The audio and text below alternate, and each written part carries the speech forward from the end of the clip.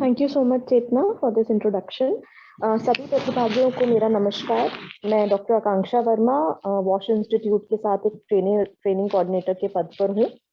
तो जैसे कि अभी तक की हमारी ट्रेनिंग्स में हमने एसडीएम प्रोटोकॉल्स के बारे में जाना और भी उससे रिलेटेड काफी सारे टर्म्स एंड टेक्नोलॉजीज के बारे में जाना।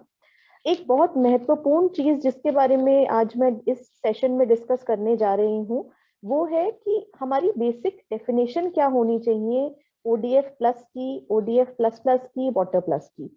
ये बहुत महत्वपूर्ण डेफिनेशंस हैं और बहुत महत्वपूर्ण शब्द हैं जिनके ऊपर पूरा हमारा स्वच्छ भारत मिशन 2.0 का सारा भार है। तो इसके बारे में जानकारी लेना बहुत जरूरी है कि किस तरीके से हम अपने सिटी को इन चीजों के ऊपर खरा उतार सकते हैं। तो हम स्टार्ट करते हैं। Next slide please Chetna, next slide. Thank you. Next slide. Okay. So जैसे कि मैंने बताया कि हम ये जानकारी लेंगे, हम बहुत वर्बैटम डेफिनेशन से ना हटकर हम ये जानेंगे कि उसमें ऐसी क्या क्या चीजें हैं कि वो इन चीजों को डिफरेंशिएट करता है, क्या क्या अंतर आ सकता है और किन किन अचीवमेंट्स को क्रॉस करने के बाद हम ये देख सकते हैं कि हम ओडीएफ, हमारा ओडीएफ प्लस हो चुका है या वाटर प्लस हो चुका है या ओडीएफ प्लस प्लस हो चुका है। इससे सेशन शुरू करने से पहले मैं ये जानना चाहती हूँ आप में से कितने यूएलबीज ऐसे हैं जो अभी तक खुद को ओडीएफ प्लस सर्टिफिकेट दिलवा चुके हैं? कितने लोग हैं यहाँ पे ऐसे, या कोई है तो मुझे थोड़ा बताएं।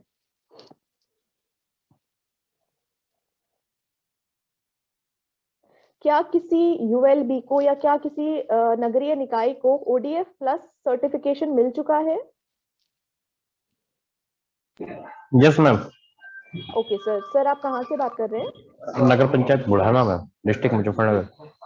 जी sir, first of all congratulation. तो सर मैं आपसे जानना चाहूंगी कि ओडीएफ प्लस आप सर्टिफिकेशन कराने के लिए ऐसी क्या चीजें थी जो आपने अपने निकाय में कराई जिससे कि एक्स्ट्रा इम्प्रूवमेंट दिखा और ये सर्टिफिकेशन आपके निकाय को मिल पाया? मैम एक तो सीटीपीटी का हमने मेंटेन किया हुआ है। जी सर, बिल्कुल। ओडी ओडी पॉइंट मेरे यहाँ थे मैम, वो हमारे यहाँ पे खत्म हो चुके हैं। ओके। ओडी स्पॉट वगैरह जो भी था मैम। जी। और मैम ये हमारे यहाँ शौचालय हर 500 मीटर का एरिया कवर करते हैं। जितने बिल्कुल हमारे सर, सिटी या बिल्कुल। पीटी बने हुए हैं वो जी। पूरे सिटी को कवर कर रहे हैं जी एज बिल्कुल। पर फ्लोटिंग पॉपुलेशन के अकॉर्डिंग की जाओ। बिल्कुल सर। सर आपने अभी फ्लोटिंग पॉपुलेशन बताया, मुझे थोड़ा सा बताएंगे? मैं ये सब चीजें कवर करूंगी डेफिनेटली, बिकॉज जी आप इस प्रोसेस से गुजर चुके हैं। इसीलिए जी। मैं जानना चाहती हूँ कि फ्लोटिंग पॉपुलेशन के क्या आप मतलब किस बारे में बात करते हैं? फ्लोटिंग पॉपुलेशन क्या होती है? जो मैम डेली आती जाती है यहाँ से, जो निकलने वाले गुजरते हैं यहाँ से, शहर सिटी से होके जाते हैं, या जो बिल्कुल सिटी में बिल्कुल। सिर्फ टेम्परेरी काम के लिए आते हैं, अपना शाम को काम एग्जैक्टली। करके वापस चले जाते हैं। बिल्कुल बिल्कुल बिल्कुल सही कहा आपने sir, thank you so much. तो जैसे कि सर ने बताया, sir already ODF plus certification उनके निकाय को मिल चुका है और जो जो कंडीशंस जैसे सीटीपीटी को मेंटेन करना या आपकी फ्लोटिंग पॉपुलेशन को मेंटेन करके रखना, उसके लिए फ्री एक्सेस होना चाहिए, ये सब चीजें हम अपनी नेक्स्ट स्लाइड में डिस्कस करेंगे। Next slide please Chetna. Okay.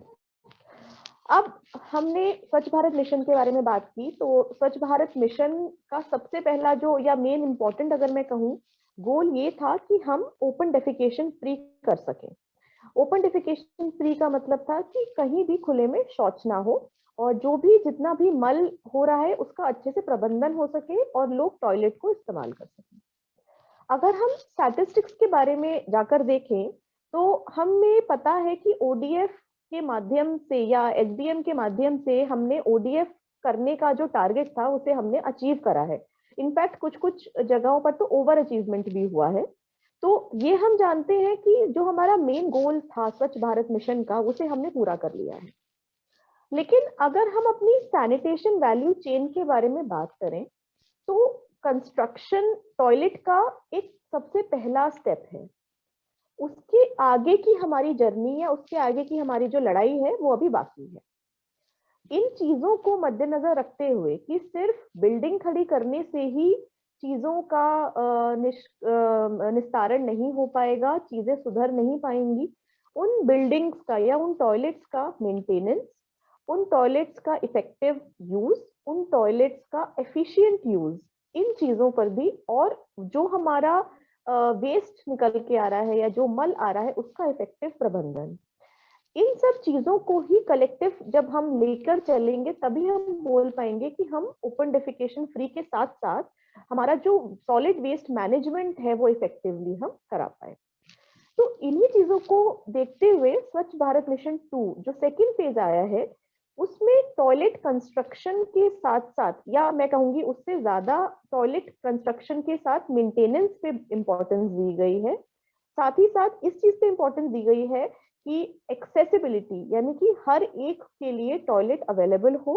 जैसे कि अभी सर ने बताया फ्लोटिंग पॉपुलेशन, हमें सिर्फ जो लोग उस शहर में रह रहे हैं या जो स्थायी लोग हैं उन्हीं के लिए नहीं, जो गरीब वर्ग के लोग हैं या जो मार्जिनलाइज्ड कम्युनिटीज से आते हैं या फिर जो हमारी फ्लोटिंग पॉपुलेशन है, इन सब के लिए भी फ्री एक्सेस अवेलेबल कराना है। Next slide please. अब जैसे मैंने बोला कि नेक्स्ट हमारा जो गोल है ओडीएफ के बाद वो आता है ODF plus, ODF plus plus और वाटर प्लस। तो अब हम नेक्स्ट ये देखेंगे कि हमारा क्या क्या इनमें डिफरेंसेस हैं या क्या क्या इनमें सिमिलैरिटीज हैं और किस तरह से हमें हमारे प्लानिंग को या हमारी जो इम्प्लीमेंटेशन है ग्राउंड पे उसे इम्प्रूव करना है ताकि हम इस लेवल पर पहुंच सकें।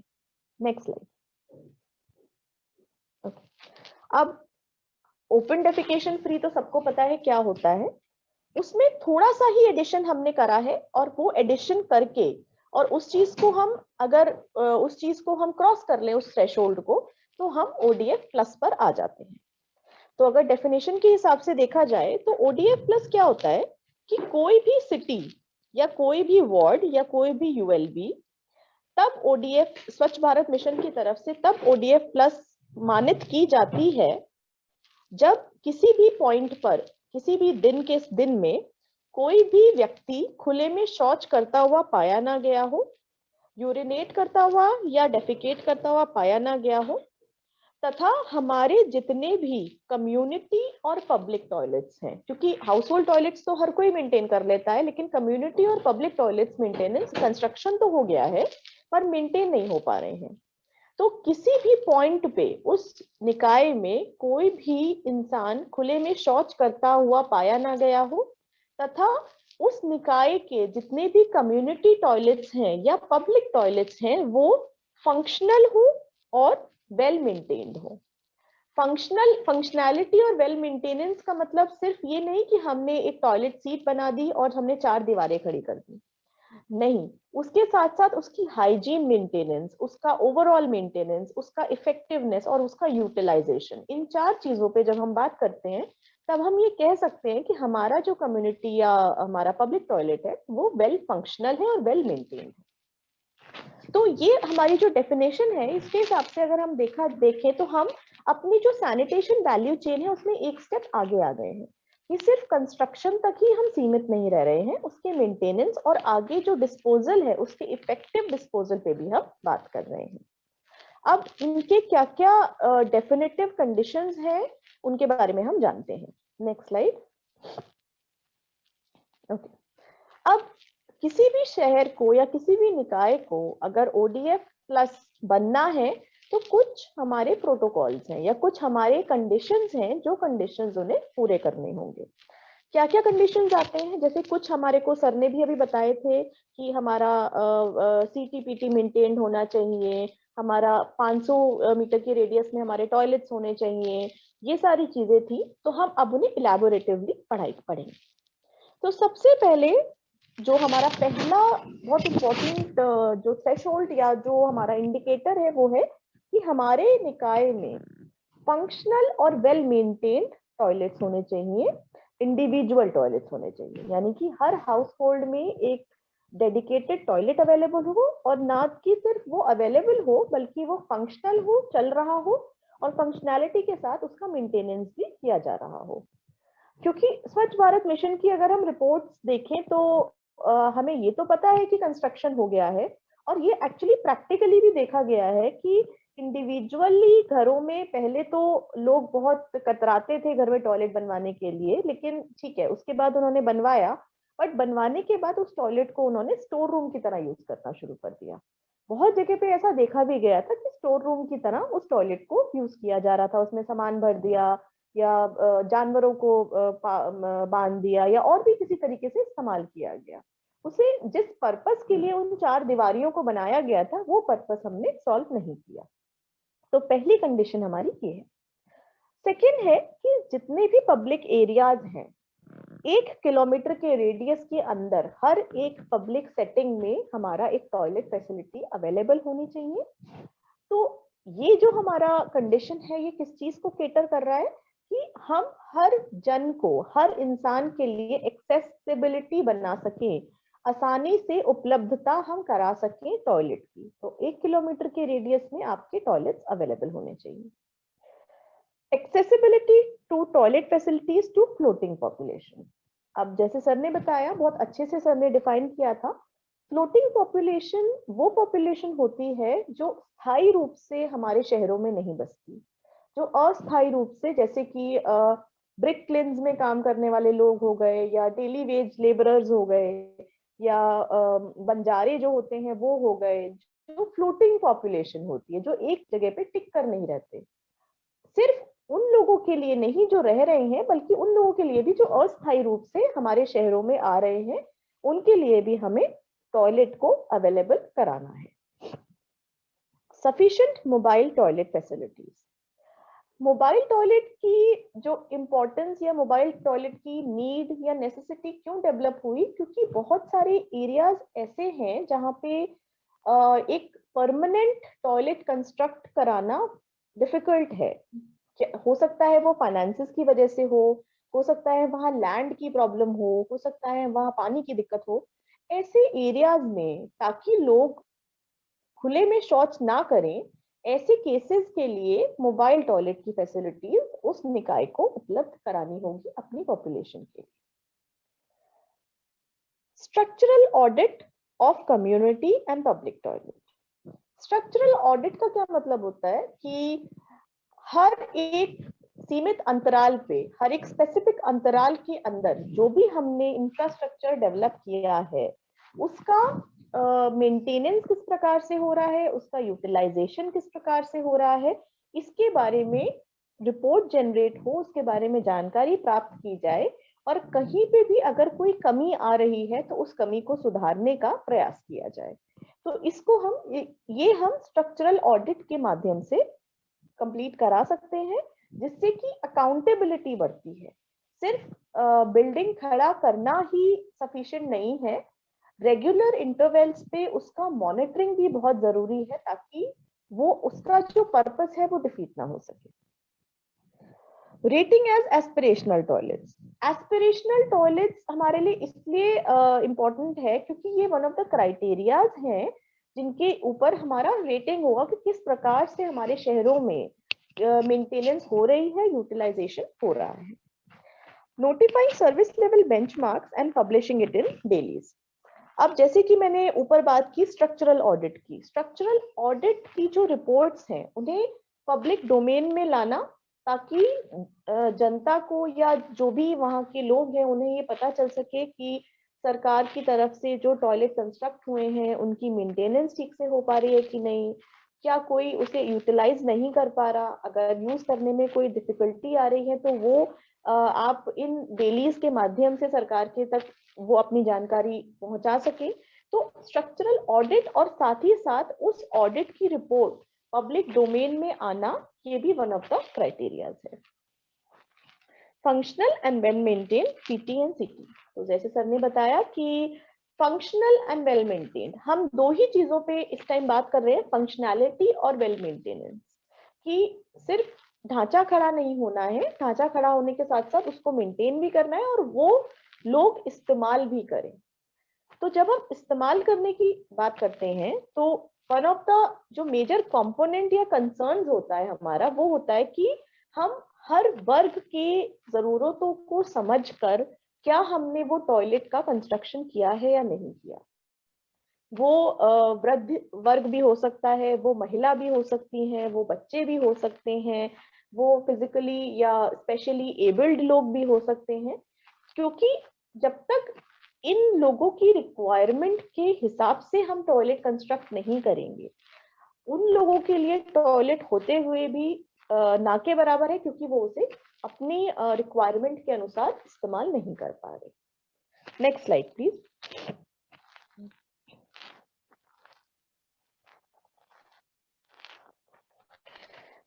उसके बाद नेक्स्ट हमारी जो कंडीशन आती है कि issuing and notifying fines again open defecation.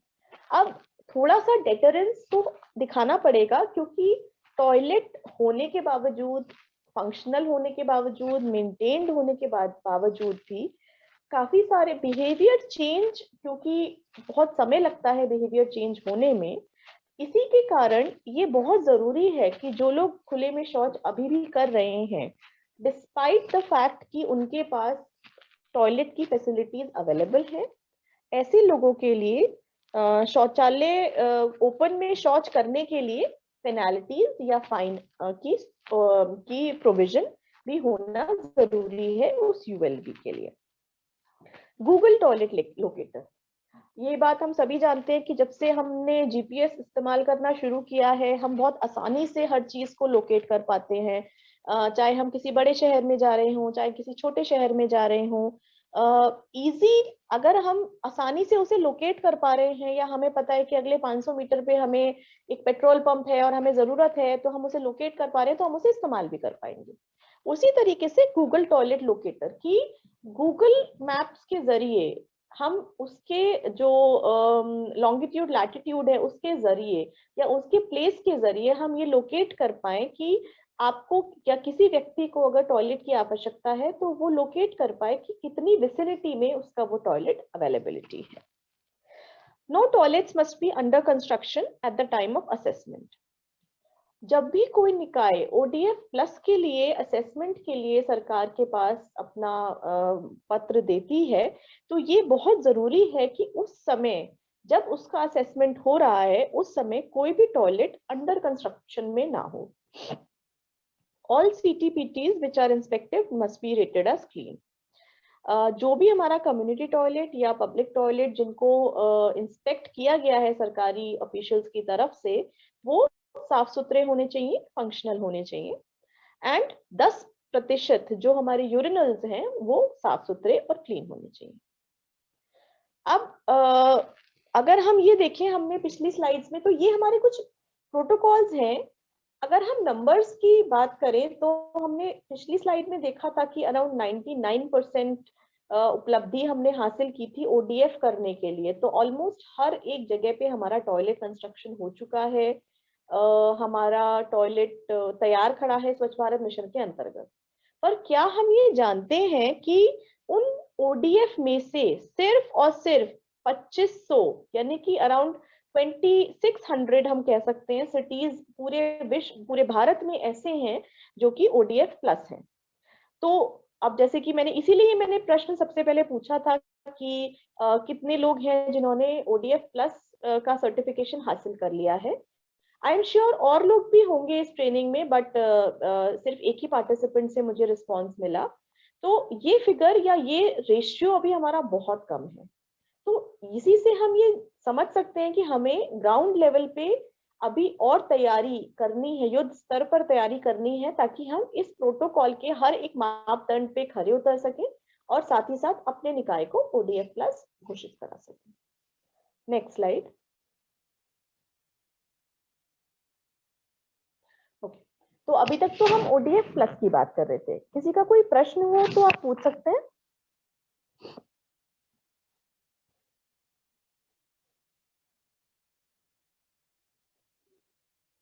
ठीक है, हम आगे बढ़ते हैं। अब ओडीएफ के बाद पहला पड़ाव आया ओडीएफ प्लस। अब ओडीएफ प्लस के बाद जो दूसरा पड़ाव आता है वो है ODF plus plus. ODF plus plus कुछ भी नहीं है, एक्चुअली एक इम्प्रूव्ड वर्जन है जिसमें कुछ चीजें और ऐड हो गई हैं ओडीएफ प्लस के साथ साथ। तो इसमें वो सारी कंडीशंस तो एप्लीकेबल रहेंगी ही रहेंगी जो ओडीएफ प्लस में थी, बट उसके साथ साथ कुछ और प्रोटोकॉल्स भी ऐड हो जाएंगे जिनको कंप्लीट करने के पश्चात ही आपको ODF प्लस प्लस का सर्टिफिकेट मिलेगा। तो डेफिनेशन देख लेते हैं। एक सिटी या किसी भी वार्ड या ULB को ODF प्लस प्लस तब घोषित किया जाएगा जब किसी भी पॉइंट पर कोई भी व्यक्ति खुले में शौच करता हुआ या यूरिनेट करता हुआ ना पाया गया हो तथा सारे पब्लिक टॉयलेट्स फंक्शनल और वेल मेंटेन्ड हो।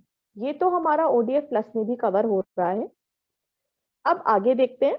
साथ ही साथ जितना भी हमारा मल इकट्ठा हो रहा है उसको सेफली मैनेज करना और ट्रीट करना, ताकि कोई भी मल जो है वो खुले में डिस्पोज ना किया जा सके, और खुले में डिस्पोज या आपके नदी नालों में डिस्पोज ना किया जा सके, ताकि आपका जो एनवायरनमेंट है या आपकी वाटर बॉडीज हैं वो दूषित ना हो। तो अगर हम अपनी सैनिटेशन वैल्यू चेन के नेक्स्ट स्टेप को देखेंगे तो सबसे पहला स्टेप अगर हमें याद हो तो सबसे पहला स्टेप हमारा होता है टॉयलेट कंस्ट्रक्शन। उसके बाद हमारा आता है ट्रांसपोर्टेशन, फिर उसके बाद हमारा ट्रीटमेंट आता है, फिर उसके बाद रीयूज आता है। तो अब हम अपने नेक्स्ट स्टेप्स पे आ रहे हैं कि टॉयलेट हमने कंस्ट्रक्ट भी कर दिया, मल एक जगह इकट्ठा भी हो रहा है, ओपन में डेफिकेशन नहीं हो रहा, बट जो मल इकट्ठा हो रहा है उसका क्या करें। तो ODF प्लस प्लस करने के लिए ये जरूरी है कि अपने निकायों में हम ऐसी फैसिलिटीज या तो सोलली या जॉइंटली 2-3 निकाय मिलके कर सकते हैं। मेन पर्पस हमारा ये है कि हमारा जो मल इकट्ठा हो रहा है वो इफेक्टिवली मेंटेन हो, इफेक्टिवली ट्रीट किया जा सके, और ट्रीटमेंट के साथ साथ ऐसा ना हो कि वो खुले में उस मल को डाला जा रहा हो, ताकि हमारा जो एनवायरनमेंट है वो दूषित ना हो सके। तो अब हम कंस्ट्रक्शन की बात हमने कर ली, हमने मेंटेनेंस की बात कर ली, अब हम मल प्रबंधन के ऊपर आ जाते हैं। ये एडिशनल हमारा क्राइटेरिया है जो हमारे को ODF प्लस प्लस और ODF प्लस से सेपरेट करता है। Next slide please.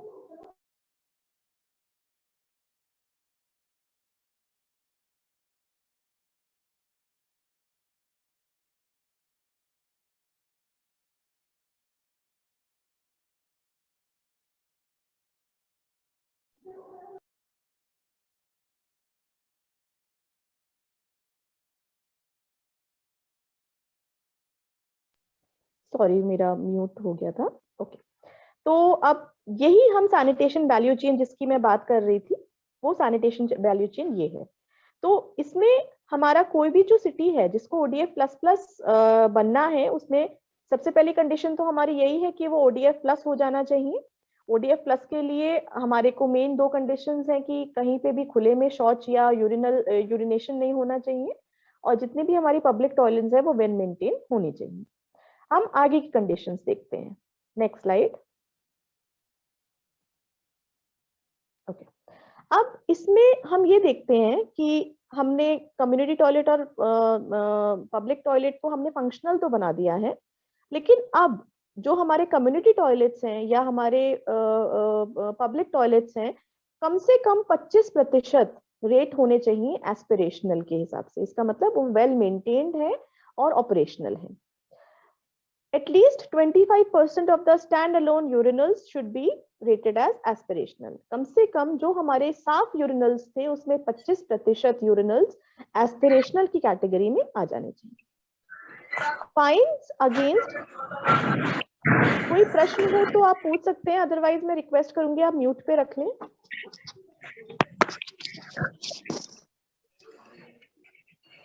जी, मैं रिक्वेस्ट करती हूँ अगर किसी का कोई प्रश्न ना हो तो आप म्यूट कर लीजिए। नगर पंचायत शाही से सर प्लीज म्यूट कर लेंगे, थैंक यू। ओके, अब हमने ODF प्लस में फाइन किया था जो लोग खुले में शौच कर रहे हैं, बट क्योंकि इस बार हम फीकल स्लज के मैनेजमेंट की बात कर रहे हैं, तो हमारे यहाँ जो डीस्लजिंग ऑपरेटर्स होते हैं, अगर कहीं भी ऐसा देखा जाए कि कोई भी हमारा डीस्लजिंग ऑपरेटर खुले में उस मल को फेंक रहा है, ना कि ट्रीटमेंट प्लांट पर ले जा रहा है या ना कि ऐसी डेजिग्नेटेड साइट पे ले जा रहा है, बल्कि खुले में फेंक रहा है, उस डीस्लेजिंग ऑपरेटर के अगेंस्ट फाइन होना चाहिए। Notifying service level benchmarks and publishing it in 2 dailies. ये वही चीज है जो हमारा पुराना था कि जो भी हम कर रहे हैं उसका ओपन पब्लिक में, पब्लिक डोमेन में वो रिपोर्ट्स होनी चाहिए। Registering and licensing of septic tank cleaning service providers. अब क्योंकि हम एक लेवल आगे आ गए हैं, हम मल का ट्रांसपोर्टेशन, मल का प्रबंधन और मल का ट्रीटमेंट पे बात करते हैं, तो हमारे सर्विस प्रोवाइडर्स भी ऐसे नहीं हो कि वो क्योंकि हमें ये काम कराना है तो वो कुछ भी फीस चार्ज कर सके। जो एक रेगुलेटेड फीस है उसके लिए हमें ये जरूरी है कि हम रजिस्ट्री कराएं और लाइसेंस प्रोवाइड करें जितने भी हमारे सेप्टिक टैंक क्लीनर्स हैं या ऑपरेटर्स हैं। At least 25% of the septic should have soak pits. Soak pit होना बहुत जरूरी है और कम से कम हमारे जो जितने भी 25% जितने भी सेप्टिक टैंक्स उस निकाय में अवेलेबल हैं उसमें से कम 25% सोक पिट में कन्वर्टेड होने चाहिए। Geo tagging of completed for at least 25% of the septic tanks. यहाँ पे भी हम जियो टैगिंग की बात कर रहे हैं। Submission of action plan for septic tanks without soak pits. So ऐसे हमारे निकाय में जो सेप्टिक टैंक्स हैं जो अभी सोक पिट में कन्वर्ट नहीं हुए हैं उनका हमारा सबमिशन होना चाहिए कि कितने सालों में या कितने समय के अंतराल पे हम उसका कन्वर्जन करा पाएंगे। Next slide please.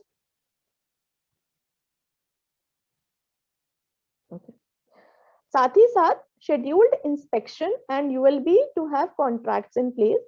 हमारा हर जगह का, चाहे वो डीस्लेजिंग ऑपरेटर्स हो, चाहे वो सेप्टिक टैंक्स हो, चाहे वो कुछ भी हो, उसका हमारा शेड्यूल्ड इंस्पेक्शन होना चाहिए। सेप्टिक टैंक को आईएसआई जो स्टैंडर्ड्स हैं या सोक पिट्स हैं उनको आईएस स्टैंडर्ड्स के हिसाब से ही प्रिपेयर कराना चाहिए और अगर नहीं है तो उसमें चेंजेस लाने पड़ेंगे। क्लस्टर अप्रोच या को ट्रीटमेंट कैन बी अडॉप्टेड। जैसे कि मैंने बताया कि अब हम मल प्रबंधन की बात करते हैं तो जरूरी नहीं है कि छोटी निकायों में हर जगह faecal sludge treatment plant available हो। तो ये कहीं नहीं लिखा कि हमें हर निकाय में बनाना है। 2 या 3 निकाय मिलकर एक एसटीपी के साथ कोलैबोरेट कर सकते हैं या एफएसटीपी के साथ कोलैबोरेट कर सकते हैं। मेन कंसर्न हमारा ये है कि हमारा मल प्रबंधन इफेक्टिवली होना चाहिए तथा हमारे पास चाहे अपने निकाय में या पास के निकाय में जिसके साथ हमारा एमओयू है, हमारे पास मल प्रबंधन के लिए कोई ना कोई फैसिलिटी अवेलेबल होनी चाहिए। Bylaws for mandatory desludging once 3 years should be notified. जो भी हमारा एरिया है क्योंकि उसमें डीस्लजिंग अभी मैंडेटरी नहीं है तो लोग बहुत बार बचने की भी कोशिश करते हैं कि हम क्यों ये फीस दें, क्यों हम डीस्लजिंग कराएं। तो ऐसे बाय लॉज मतलब हर एक निकाय को ऐसे लॉज निकालने चाहिए जिसमें कि शेड्यूल डीस्लजिंग हर 3 साल में, क्योंकि सीपीएचईओ मैनुअल के हिसाब से 3 से 5 साल के अंतराल पर डीस्लजिंग हो जानी चाहिए। तो हर 3 साल में शेड्यूल हो जाना चाहिए डीस्लजिंग का। Adequate number of desludging vehicles and workplace. हम डीस्लजिंग तभी करा पाएंगे जब हमारे पास मैन फोर्स अवेलेबल होगी, जब हमारे पास टैंकर्स अवेलेबल होंगे, जब हमारे पास ऑपरेटर्स अवेलेबल होंगे। तो ये बहुत जरूरी है कि हम डीस्लजिंग की बात तो करते हैं बट साथ ही साथ मैन फोर्स को इन ऑपरेशन लाना भी जरूरी है। Operation and maintenance recovery through dedicated sanitation tax या प्रॉपर्टी टैक्स। साथ ही साथ awareness campaigns around safe desludging treatment should be disseminated. क्योंकि हमारा one of the major components is behaviour change और जब तक हम बिहेवियर चेंज की बात नहीं करेंगे तब तक ये सारी चीजें हो नहीं पाएंगी। तो बिहेवियर चेंज के लिए अवेयरनेस कैंपेन्स होना बहुत जरूरी है। फंक्शनल एंड वेल मेंटेन्ड सीटी एंड पीटी, तो ये हमारा चलता ही चला आ रहा है। तो इसमें अगर आप देखेंगे तो हम इसमें बहुत ज्यादा जो बात करते हैं वो मल प्रबंधन की बात करते हैं। ओडीएफ तक हमने बात की थी कि हमारी फंक्शनैलिटी होनी चाहिए, ओडीएफ प्लस तक हमने बात की थी कि मेंटेन होना चाहिए, लोग इस्तेमाल करें, बट उस इस्तेमाल करने के बाद मल प्रबंधन कैसे हो, अगर हमारी निकाय उन चीजों पर फोकस कर रही हैं और इन प्रोटोकॉल्स को फॉलो कर रही हैं तो हम ओडीएफ प्लस प्लस की तरफ बढ़ सकते हैं। Next slide. हमें जानकर थोड़ा आश्चर्य होगा कि जो हमारे 2600 शहर ओडीएफ प्लस हुए थे उसमें से सिर्फ और सिर्फ 930 के आसपास ही आज के टाइम में ओडीएफ प्लस प्लस हो चुके हैं। तो ये आंकड़े हमें ये बताते हैं कि अभी हमें काफी चीजों पर ग्राउंड लेवल पर काम करना है, क्योंकि इसमें कुछ भी ऐसा नहीं है जो बहुत नया हो। ये इन सब चीजों की सैनिटेशन वैल्यू चेन की बात शुरू से ही करते आ रहे हैं हम। उस पर फोकस जरूर अब ज्यादा हो गया है, लेकिन इन सब चीजों पर बात हम शुरू से करते आ रहे हैं। तो इन सिटीज जो 933 सिटीज हैं वो हमारे ODF प्लस प्लस में आ चुके हैं, लेकिन अभी बहुत से सिटीज ऐसे हैं जिन पे हमें काम करना बाकी है। Next slide. कोई क्वेश्चन है ODF प्लस प्लस में तो हम पूछ सकते हैं।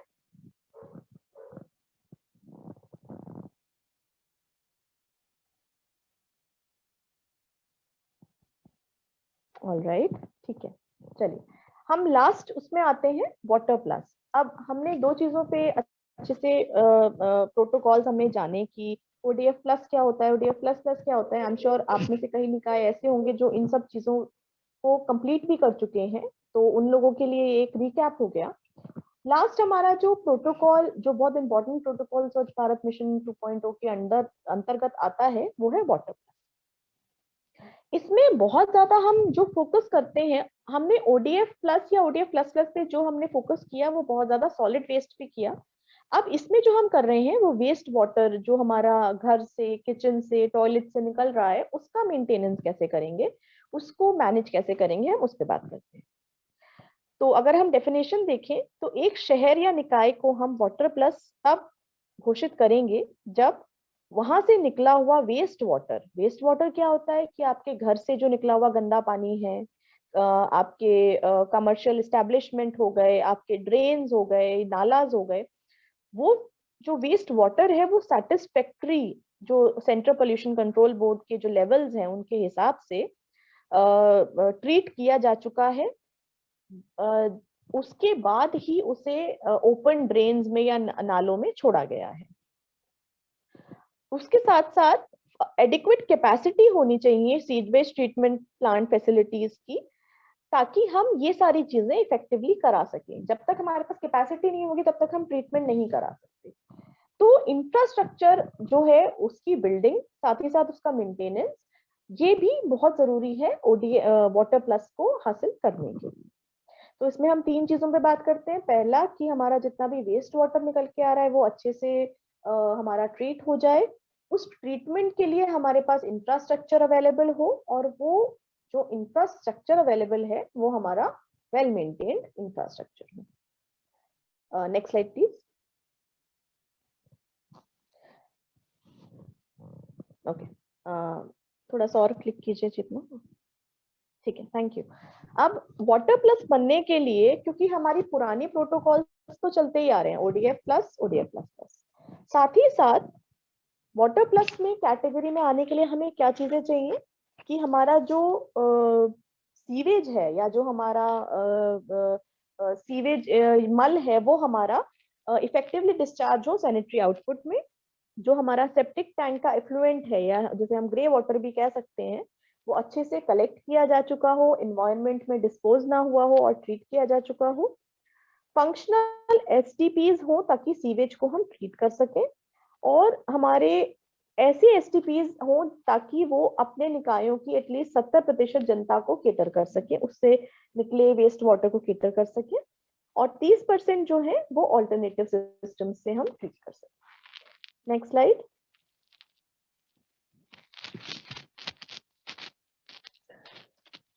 अब ये तो है कि हमारे पास 70% की कैपेसिटी होनी चाहिए, 30% हमारे ऑल्टरनेट सोर्सेज से ट्रीटमेंट होना चाहिए। साथ ही साथ जो सेप्टेज जनरेट हुआ है अनफीवर्ड एरिया से, उनका हम ट्रीटमेंट करें।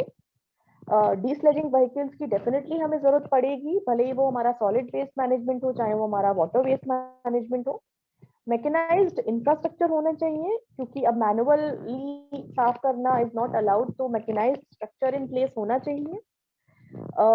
मैनुअल एंट्री अगर कहीं हो रही है तो उसके लिए हमारे पास ऐसे होने चाहिए जो रोक सके, तो उसे लॉक कर सके ताकि हम उसके ऊपर कार्य कर सके। कम से कम 20% जो हमारा पानी डोमेस्टिक वाटर जो ट्रीट हुआ है उसको इस प्रकार से ट्रीट किया जा सके कि उसको हम दोबारा अपनी जीवन शैली में लोग इस्तेमाल कर सके। रेगुलर मेंटेनेंस होना चाहिए स्टॉर्म वाटर ड्रेन्स का, और जो हमारा ऑपरेशन और मेंटेनेंस कॉस्ट है एसटीपीज का, वो हमारा सीवर नेटवर्क के माध्यम से, या हमारा जो ऑपरेशन मेंटेनेंस है उसकी रिकवरी होनी चाहिए। स्वच्छता और ULB app should be used for all the complaints. अगर कोई भी किसी भी व्यक्ति को यूएलबी में कंप्लेंट है तो स्वच्छता ऐप जो है हमारी सरकार की तरफ से, उसका यूज किया जाना चाहिए, ताकि हम अपनी कंप्लेंट वहां दर्ज करा सकें और उस पर जल्दी से जल्दी हमारा उस पर कुछ सोल्यूशन निकल के आ सके। तो ये हमारी 3 डेफिनेशंस थी जो हमारी वाटर प्लस, ओडीएफ और ओडीएफ प्लस प्लस को और ओडीएफ प्लस को जोड़ती हैं। और इन प्रोटोकॉल्स का ध्यान रखने के बाद ही हमें ग्राउंड वर्क करना पड़ेगा ताकि हम इस कैटेगरी में आ सकें। Next slide.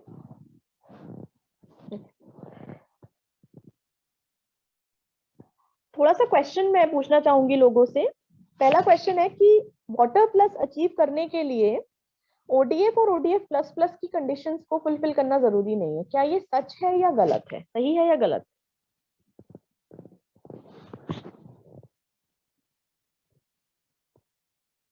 कोई जवाब देना चाहेंगे? Yes ma'am. सर ये सही है स्टेटमेंट या गलत है कि वाटर प्लस कैटेगरी में आने के लिए हमें ओडीएफ प्लस और ओडीएफ प्लस प्लस बनना जरूरी नहीं है? मैम ये फॉल्स है। फॉल्स है, बिल्कुल सही कहा सर आपने। वाटर प्लस कैटेगरी में आने के लिए हमें पहले ही दोनों प्रोटोकॉल्स को भी फॉलो करना पड़ेगा। उनको अचीव करने के बाद ही हम तीसरी कैटेगरी में पहुंच सकते हैं। हाईएस्ट रेटेड प्रोटोकॉल कौन सा है? ODF plus, ODF plus plus या वाटर प्लस? Water plus. बिल्कुल सही सर, हाईएस्ट रेटेड। हम दोनों को अचीव करने के बाद ही वाटर प्लस की कैटेगरी में एंटर करते हैं। तो सबसे ज्यादा जो हमारा रेटेड या सबसे ज्यादा प्रोटोकॉल्स जिसमें कंडीशंस हैं वो हमारा वाटर प्लस हुआ। हमारे यहाँ ज्यादा ओडीएफ प्लस प्लस सिटीज हैं और कम ओडीएफ प्लस सिटीज हैं। क्या ये सच है या गलत है?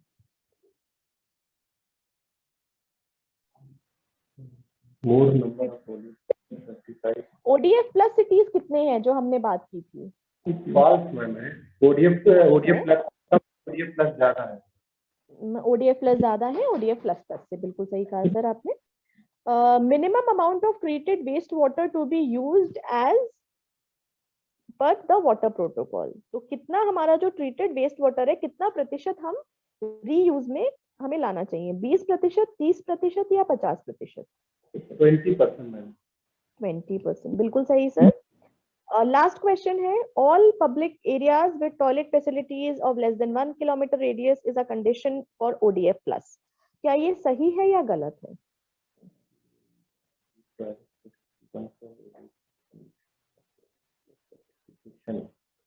ये मैम ट्रू है मैम। ट्रू है, बिल्कुल सही कहा सर। ओडीएफ प्लस की वन ऑफ द कंडीशंस यही है कि 1 किलोमीटर रेडियस के अंदर पब्लिक एरियाज में आपकी टॉयलेट फैसिलिटीज अवेलेबल होनी चाहिए। Next slide. ये कुछ रीडिंग मटेरियल है एडिशनल, जिसमें कि ओडीएफ प्लस प्लस प्रोटोकॉल्स और डिटेल में दिए गए हैं। तो मैं सभी निकायों से, सभी पार्टिसिपेंट से ये अनुरोध करती हूँ कि प्लीज, क्योंकि हमने जो अभी आपको बताया वो एक नटशेल में बताया, बट आप अगर इनकी गाइडलाइंस अच्छे से और पढ़ेंगे तो आपको ये चीजें और बेहतर समझ आएंगे कि हमें ग्राउंड लेवल पर क्या काम करना है। तो ये कुछ एडिशनल रीडिंग मटेरियल्स हैं जो मैं अनुरोध करती हूँ सभी पार्टिसिपेंट्स से कि थोड़ा समय निकालकर जरूर पढ़ें। इसी के साथ मैं अपना सेशन समाप्त करती हूँ। थैंक यू सो मच, आप लोगों ने बहुत पेशेंटली सुना और पार्टिसिपेट भी किया प्रश्नों में और चीजों में। Thank you so much.